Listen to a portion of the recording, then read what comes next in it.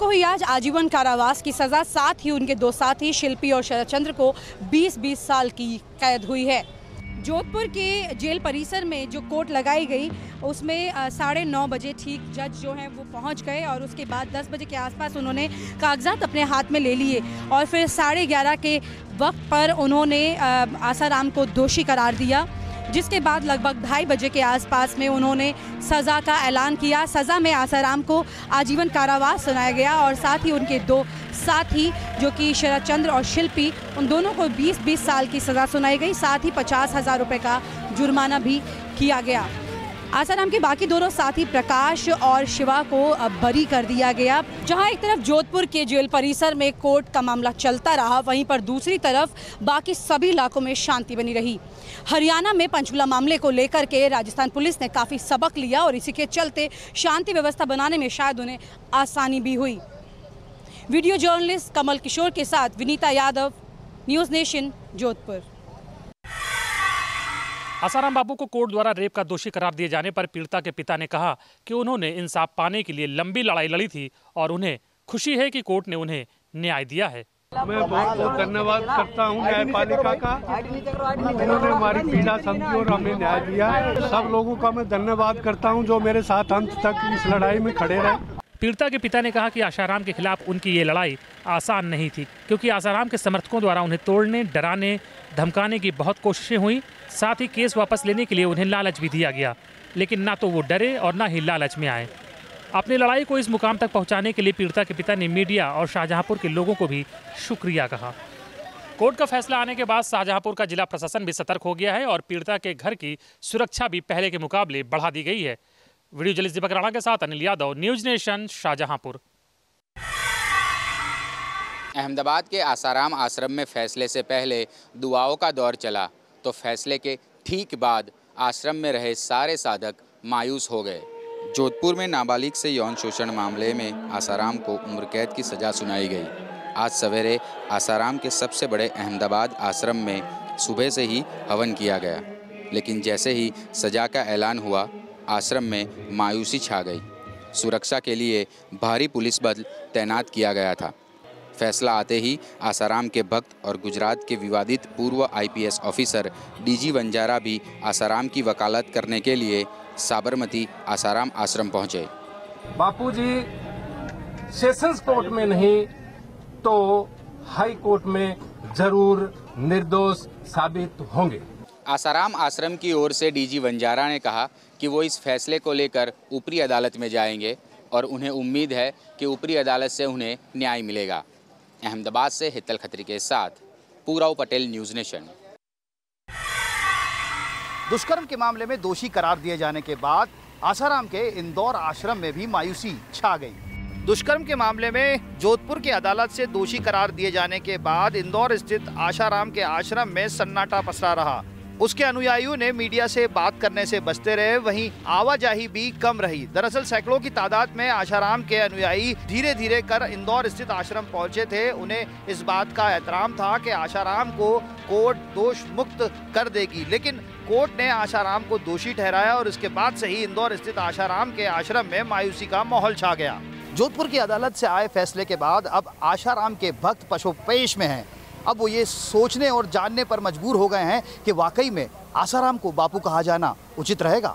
Video journalist Neeraj जामलिया के साथ Aditya Singh, news nation, Indore. Jodhpur court के द्वारा आसाराम बापू को उम्र कैद की सजा सुनाए जाने के बाद राजस्थान, गुजरात और हरियाणा में पुलिस हाई अलर्ट पर, दिल्ली में भी सुरक्षा व्यवस्था कड़ी की गई। फैसला आने के बाद किसी तरह का कोई बखेड़ा खड़ा ना हो, इसके लिए सभी राज्यों की पुलिस ने तैयारियां पूरी कर ली हैं। गृह मंत्रालय ने खासतौर पर गुजरात, हरियाणा और राजस्थान में अलर्ट जारी किया था और साथ ही तीनों राज्यों की पुलिस को निर्देश दिए थे कि कानून व्यवस्था की स्थिति खराब ना हो पाए। साथ ही साथ दिल्ली पुलिस को भी अलर्ट रहने की ताकीद की गई थी। गृह मंत्रालय ने किसी भी तरह के उपद्रव पर पुलिस को कड़ी कार्रवाई करने का निर्देश दिया है। कानून व्यवस्था की स्थिति ना बिगड़े, इसके लिए सभी राज्यों के पुलिस अधिकारी एक दूसरे के संपर्क में हैं। रियल टाइम में सूचनाओं का आदान प्रदान किया जा रहा है।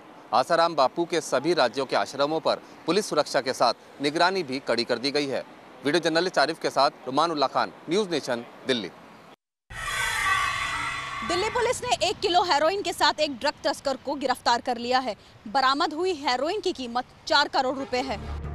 दिल्ली पुलिस की स्पेशल सेल ने उम्दा क्वालिटी की 1 किलो हेरोइन के साथ पंजाब के रहने वाले गुरवीर सिंह नाम के एक शख्स को गिरफ्तार किया है। बरामद की गई हेरोइन की अंतर्राष्ट्रीय बाजार में कीमत करीब 4 करोड़ रुपए है। स्पेशल सेल ने गुरवीर सिंह को बाहरी दिल्ली के मुकरबा चौक से गिरफ्तार कर उसके पास से हेरोइन बरामद की। पकड़ी गई हेरोइन अफगानिस्तान और पाकिस्तान से स्मगलिंग की गई थी। फिलहाल स्पेशल सेल की एक टीम पंजाब गई है ताकि इस रैकेट से जुड़े और लोगों को भी गिरफ्तार किया जा सके। वीडियो जर्नलिस्ट जगदीश चंद के साथ तर्कमा त्यागी, न्यूज नेशन, दिल्ली। नवी मुंबई के MIDC इलाके में लगी भीषण आग में 5 कंपनियां जलकर खाक हो गई। जानकारी के मुताबिक आग अल्मा नाम की कंपनी से शुरू हुई और देखते ही देखते अन्य 4 कंपनियों को भी अपने चपेट में ले लिया, जिससे करोड़ों के नुकसान की आशंका जताई जा रही है। लगभग दर्जन भर से भी ज्यादा फायर ब्रिगेड की गाड़ियां मौके पर पहुंची और कई घंटों की मशक्कत के बाद आग पर काबू पाया जा सका। इस आगजनी में 3 लोग घायल हैं, जिनका इलाज चल रहा है। MIDC इलाके में लगी इस आग के असली वजहों का पता अब तक नहीं चल पाया है। जांच के आदेश दे दिए गए हैं और जांच के बाद ही साफ हो पाएगा कि आखिर आग कैसे लगी। वीडियो जर्नलिस्ट सुरेंद्र जाधव के साथ Shailendra Singh, news nation, Mumbai. CBSE 12वीं के इकोनॉमिक्स विषय की पुनर्परीक्षा आज हुई। दरअसल पेपर लीक के बाद से CBSE ने दोबारा परीक्षा के आदेश दिए थे। CBSE की बोर्ड परीक्षा के पेपर लीक होने की वजह से देश भर में 12वीं कक्षा के करीब 6 लाख छात्रों ने आज फिर से इकोनॉमिक्स की परीक्षा दी। गौरतलब है कि CBSE ने क्वेश्चन पेपर लीक होने के बाद से इस परीक्षा को रद्द कर दिया था। आपको बता दें कि इस परीक्षा का आयोजन देश भर के 4000 केंद्रों पर कराया गया। राजधानी में 23 केंद्रों पर यह परीक्षा रखी गई थी।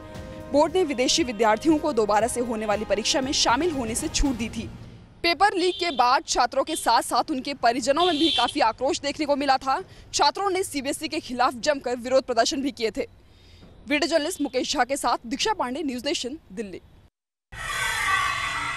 ट्रंप प्रशासन ने अमेरिका में नौकरी करने वाले भारतीयों को जोर का झटका देने की तैयारी कर ली है। H1 वीजा होल्डर्स की पत्नियों को मिलने वाला नौकरी का मौका अमेरिका में खत्म हो सकता है।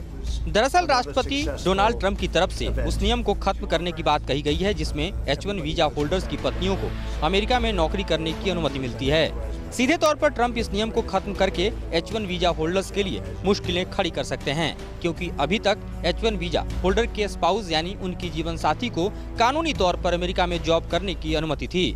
मीडिया रिपोर्ट्स के मुताबिक फेडरल एजेंसी के एक वरिष्ठ अधिकारी ने लॉ मेकर्स को इस बारे में जानकारी दी है। इस ऐलान के बाद सीधे तौर पर अमेरिका में काम कर रहे भारतीयों पर इसका बुरा असर पड़ेगा। ट्रंप प्रशासन का अमेरिका फर्स्ट की नीति भारत अमेरिका संबंधों पर भारी पड़ सकता है, जिसका फायदा आने वाले दिनों में चीन उठाने की भरपूर कोशिश करेगा। वीडियो में अतुल राज के साथ Madhurendra Kumar, news nation, Delhi. Bollywood superstar Salman Khan और जैकलीन फर्नांडिस रेस 3 की शूटिंग के लिए पहुंचे कश्मीर। CM महबूबा मुफ्ती से भी की मुलाकात। कश्मीर में एक हफ्ते के भीतर 2 बड़ी बजट्स की फिल्में शूट हो रही हैं। पहले अभिषेक बच्चन और अब सलमान खान कर रहे हैं सोनमर्ग में शूट। सलमान के साथ जैकलीन फर्नांडिस और साकिब सलीम भी नजर आए। बजरंगी भाईजान के बाद सलमान दूसरी बार कर रहे हैं कश्मीर में शूटिंग। रेस 3 में अनिल कपूर और डेजी शाह भी नजर आएंगी। रेस 3 जून 18 ईद के त्योहार पे पूरी दुनिया में रिलीज की जाएगी। वीडियो जर्नलिस्ट मोहम्मद यूनिस के साथ Idris loan, news nation, Srinagar.